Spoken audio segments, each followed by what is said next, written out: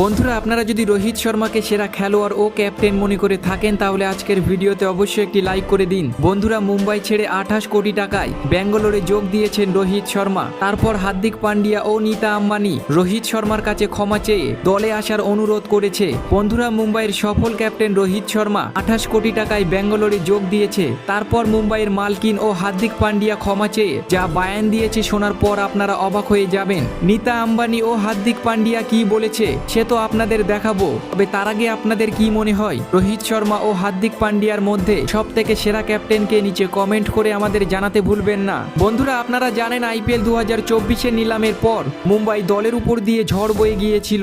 মুম্বাইয়ের ক্যাপ্টেন রোহিত শর্মা মুম্বাই দল ছাড়বে এমনটাই শোনা গিয়েছিল।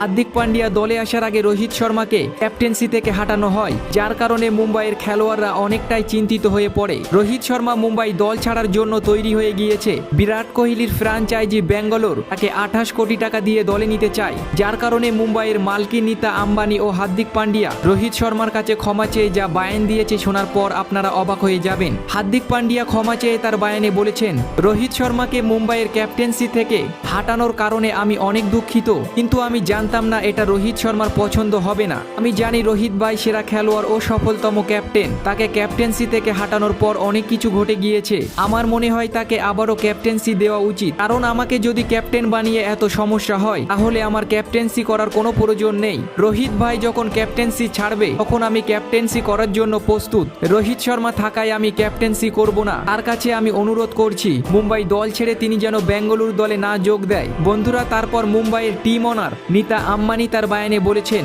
রোহিত শর্মাকে মুম্বাই দলের ক্যাপ্টেন্সি থেকে হাঁটানোর সিদ্ধান্তটা অনেকটাই কঠিন ছিল আমাদের কাছে। এই সিদ্ধান্তটা নিয়ে ভাবলাম আমাদের টিম ভবিষ্যতে অনেক শক্তিশালী হবে, কিন্তু সিদ্ধান্তটা আমরা ভুল সময় নিয়েছি। রোহিত শর্মাকে আরো 1 বছর সুযোগ দেওয়া উচিত ছিল, কারণ তিনি যদি দলের হয়ে ভালো কিছু করত তাহলে নিজে থেকে ক্যাপ্টেন্সি থেকে সরে যেত, কিন্তু আমরা তাকে ক্যাপ্টেন্সি থেকে হাঁটিয়ে অনেক ভুল সিদ্ধান্ত নিয়েছি। তারপর তিনি তার বায়ানে আরো বলেছেন, মুম্বাইয়ের টিমের তরফ থেকে আমি তার কাছে অনুরোধ করছি আমাদের দলে ফিরে আসার জন্য, তিনি যেন বেঙ্গালুরু দলে যোগ না দেয়। তাদের মতো আমরাও 28 কোটি টাকা দিতে রাজি আছি, সাধারণ খেলোয়াড় হিসাবে নয়, ক্যাপ্টেন হিসাবে। তো বন্ধুরা, আপনাদের কি মনে হয় রোহিত শর্মাকে বেঙ্গালুরু দলে যোগ দেওয়া উচিত নাকি নয় নিচে কমেন্ট করে আমাদের জানাতে ভুলবেন না।